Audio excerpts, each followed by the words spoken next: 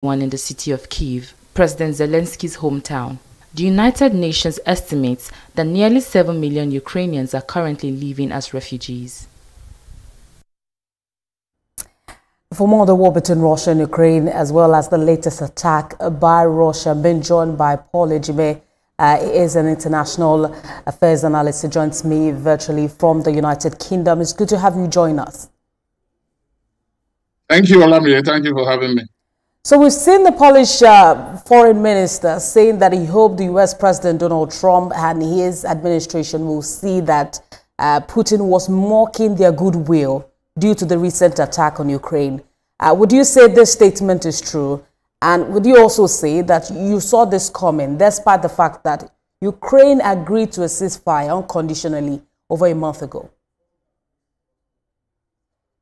So this is the problem with what Chimamanda would call a single story. Because we know that war, truth is the first victim, because it's all propaganda. All what is coming out now is what the West, and is pushing out. And because what do they expect?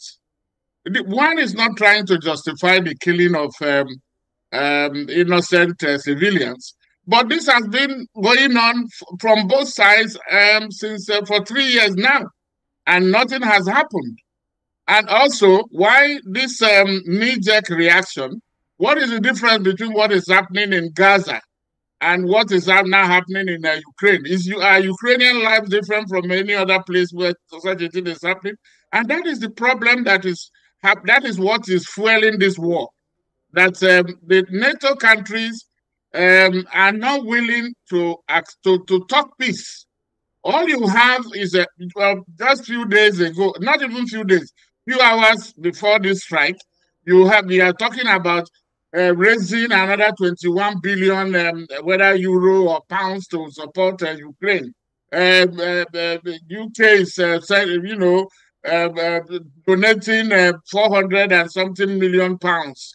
I mean, what is all this in aid of? What are they buying? They are buying weapons to kill. And so when they kill, you now start crying, shedding tears, crocodile tears. Why would they not support peace? Why would they not come, because it was, let's give it to him, President Donald Trump. For 3 years, these people have not, the NATO countries, all they've been doing is imposing sanctions on Russia. Russia is the aggressor, is the what? Nobody's justifying the fact that you can, invade another country.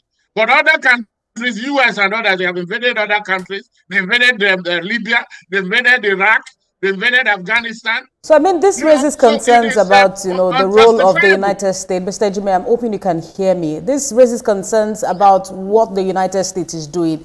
Despite repeated threats, we've seen the Trump administration not imposing any major sanctions on Russia. And over the weekend, preceding a meeting with his special envoy, Putin, he said Russia has to get moving. Looking at this attack that he called a mistake in the first place, did it seem like a mistake? And now that Kyiv has promised the response, what do you think Kyiv's response will be? You know that 2 days ago, Zelensky was boasting that Ukrainian soldiers were now inside Russia. What are they doing? That to win, to occupy some land that which they will use in as part of their bargaining power. Russia is doing what it's doing because there is still war. I don't think if you listen to Donald Trump, he's saying you cannot in one breath be calling this man a butcher and then doing one thing, and then yet you are negotiating with him. So they must Russia definitely has crossed the lines. But this is not the first time. They are only ratcheting up now to make it look as if Russia is the bad guy. Everybody is saying so. But why can't you negotiate? Let them negotiate. That is the only thing. Even if after war, you still have to come to the negotiating table. That is my point. I am not justifying it, but they have not played. They've been playing lip service to peace. All these other people, all the UN. What has the UN done? Remember when there was the Iraqi war? Let me take you back. Our guy from Ghana, Kofi Annan, was the Secretary General of the UN then. He went to Iraq to try to make peace. Yes, even the US, they were against him, against his children. So what you're saying is that the United States has not done its best in trying to ensure peace. No, you've heard Putin also say that, you know, except there is a change in the leadership in Ukraine, perhaps we will not be listening to an agreement. That is...